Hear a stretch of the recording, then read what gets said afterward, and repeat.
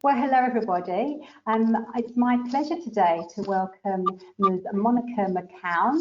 Monica is a counselling psychologist and she's a fellow of APS College of Counselling Psychologists and works in private practice. Now, we've had lots of questions from our consumers about the increased societal stress and stress on individuals that's been associated with the COVID-19 pandemic, and so we thought it would be good to get some advice from an expert as to how we might best be able to deal with some of that increased stress. So welcome to Monica. Thank you. I understand that you have a slide presentation that you will make available to us, and we will make that available for our consumers on our website at the end of this interview. So essentially it's a Q&A session today, and I wonder if I might just start off with asking you a very broad question, and that is, how might I manage things that are really essentially out of my control? It's a good question because I know that a lot of people are anxious about that. The very point about that is to actually work out what is beyond my control and let go, because there's nothing you can do about it. It is far more helpful to focus on what is within my control and looking at all those little steps that people can do themselves, because then you've got a sense of doing something about the issue rather than feeling helpless and overwhelmed. But it is really difficult to let go, isn't it? You know, when those questions go round and round and round, and the fact that you're not in control can make you even more anxious. So how does one just let go? I suppose being informed can be helpful, and knowing the facts and getting accurate evidence. So a lot of people at the moment are doing the right thing and keeping connected with people, but social media can be a forum where a lot of misinformation can be shared.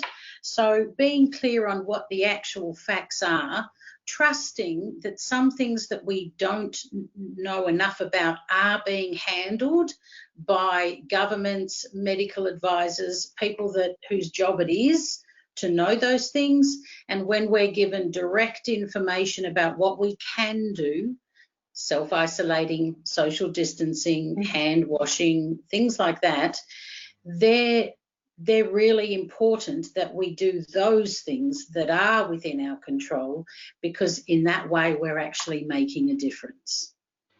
Thank you, Monica. That makes complete sense. You know, I can take control of my hand washing. I can take control of my social distancing. So that really gives me a sense of having some ability to have, even if it's a small measure of control, it's very impactful in the long run.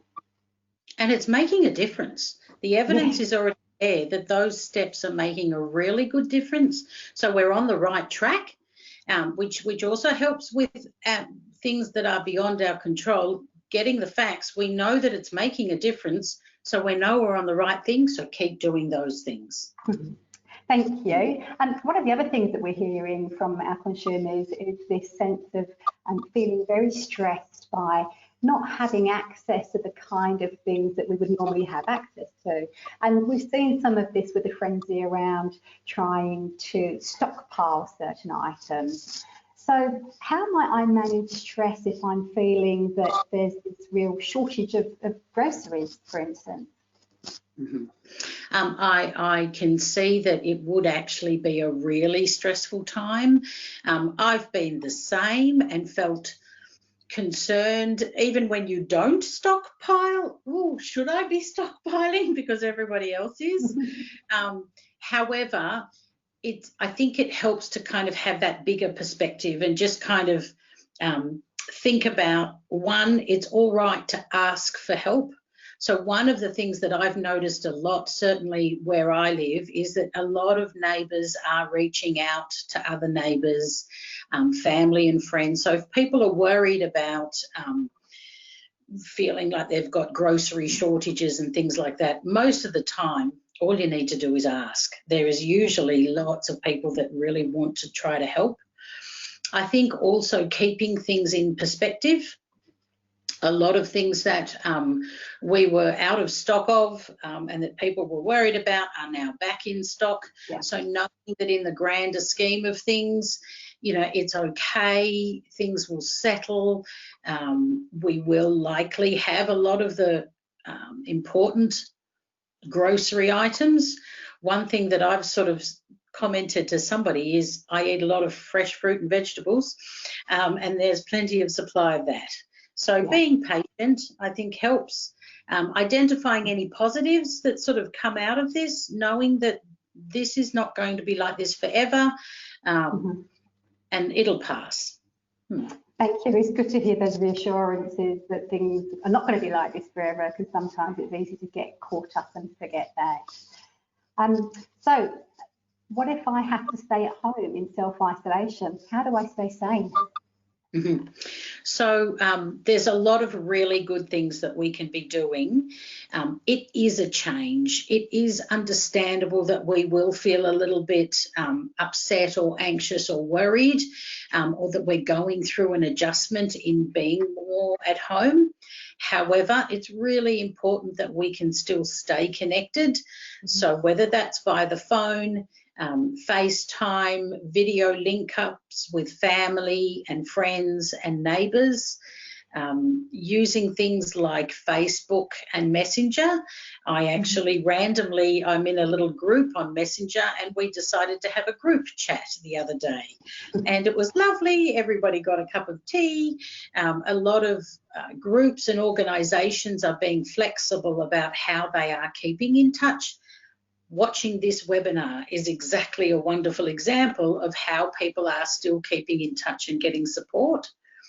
If you are at home, avoiding trigger situations. So if there is a little bit of tension with a particular family member, or if you know that watching the news can be quite distressing, don't do it. Find a little sort of safe space in your house that's your space, or choose to watch certain programs on the TV that might not be as distressing as others. That can be quite helpful. Having a rough structure to the day can also be helpful. So still getting out of bed at a certain time, sticking to general meal times, those sorts of things. It can be really easy and nice to indulge in just staying in bed and sleeping all day. Yeah. But then nighttime can get really out of whack. So trying to have some kind of regular structure is helpful. Yeah. It's all right to seek support when you need it, and to remember that the experts are there and they're letting us know what we need to do. And I also think it's a good time to come up with all those wonderful projects, cleaning out the kitchen drawer, you know, doing a little bit of work in the garden. Where I'm talking at the moment, there's windows in front of me, and I have teddy bears in the window because there's a little community thing where children might be going for walks on a bear hunt, and so we're putting teddy bears in our windows. Things like that keep us connected with other people outside. And I do think regular exercise is also really important, and making sure we're eating well and sleeping well. Thanks, Monica. Now, what if I really feel that my stress is getting out of control, and I've tried some of the recommendations that you've made us today, but they just don't seem to be working and things are really mounting up? Who might I call if things get out of control? Okay. I think the first thing is to contact family and friends. When we are in distress, they're often somebody that we are regularly in touch with. Sometimes it's family or friends that might be causing some of the stress. So if that's the case, don't necessarily call them. But it's also okay to talk to neighbours, but particularly helplines. They are there because they want to talk to people.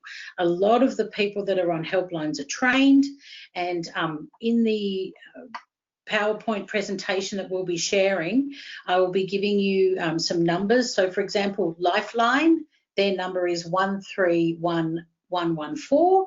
Beyond Blue is another really helpful website, and Helpline 1300 224636. And any sort of Google search, you can find other numbers for things like Men's Line, the Salvation Army, Parent Line. They're all there because they want to help, and it's okay to call them. Thank you for that, Monica. Those are some really helpful lines, and it's really good to understand that they are there, they are available, and that also that people will be delighted to be able to take calls from the community. Well, thank you for joining us. We really appreciate you giving your time and sharing all of those tips and strategies and answers to our questions. It's been helpful for me. It's of course there to serve our consumers with their questions, and I know that they're going to find this an incredibly helpful piece for them. So thank you once again for joining us and for sharing your time with us. You're very, very welcome. I'm wishing everybody all the best of health. Thank you. Bye-bye. Okay, take care.